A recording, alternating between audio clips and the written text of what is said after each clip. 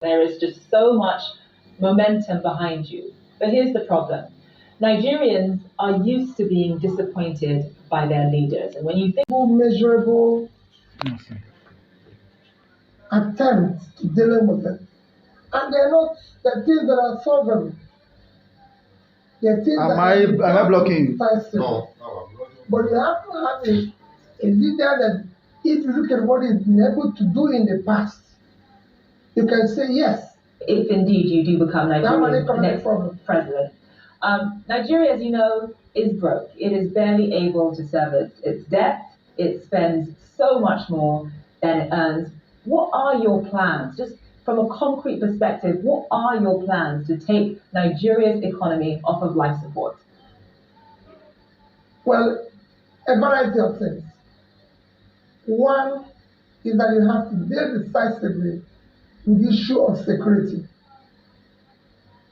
It's impacting negatively on your economy today. You have to deal with it head on, because you have to get your farmers to go back to farm and start ensuring that the vast land of the north are invested and cultivated on.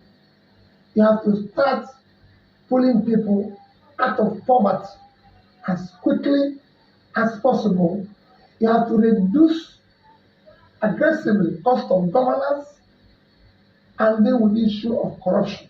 Anyone who knows anything about Nigeria knows that it has this embarrassing reputation, despite the fact that it is Africa's largest oil producer. It imports refined fuel.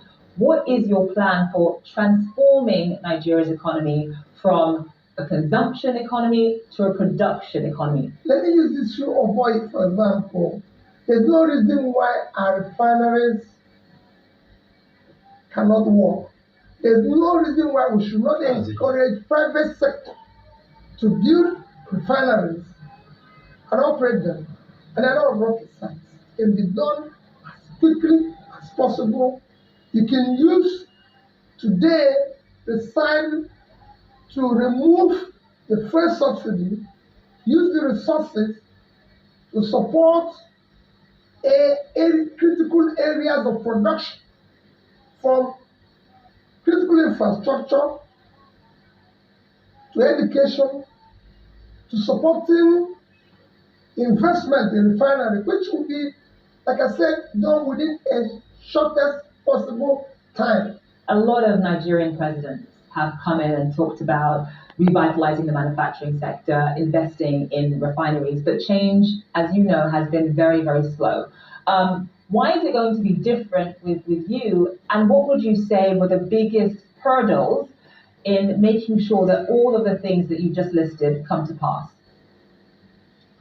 Well, what people need to do is to go and look at what I promised as a state governor when I said I'm going to turn around education, health, pull people out of poverty, bring sanity and civility in governance in Anambra State, whether that happened or not. When I said we're going to save money, did we do that? I want to talk about one of the other sort of major issues that Nigeria is dealing with, grappling with right now, and that is, of course, violence and insecurity. You can barely travel from one part of Nigeria to another without fearing for your life. And I'm talking about kidnapping, I'm talking about banditry, I'm talking about terrorism, I'm talking about Boko Haram. What is your plan for that? You know, I did say that the issue that what we need to first set down is issue of security. Because unless you have security, the farmers can't go back, you can't attract investment, nobody will ever want to go to an insecure place. And you can deal with that. There's so many, you need to do a lot of work, reorganize your security architecture, ensure that there's multi-level policing. Issue of state police has to be decisively dealt with. There's so many things you need to do. You need to bring in more personnel into the security system, equip them properly, ensure that they are properly motivated to deal with the issue of security, because we need it. Is the most important thing Nigeria needs today. As you know, you and I are both Nigerian, we're both Igbos, we're both from southeastern Nigeria. Oh, she's my neighbor. Nigeria is a very hard country to hold together. You've got 200 million people, so many different tribes, so many different competing interests and ideas.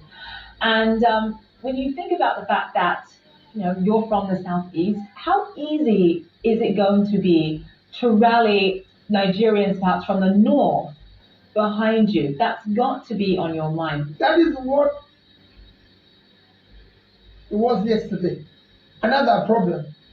Because we have been able to elect people based on ethnicity, religion, my turn, connection, or one form of bias or the other, which brought us to where we are, or structure, which always says structure of criminality. That is what we want to dismantle now and ensure that the next election is based on character, capacity, competence, commitment to do the right thing. Nigeria is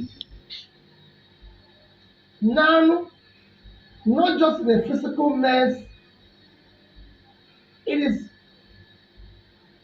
at the last stage to collapse. The people in the north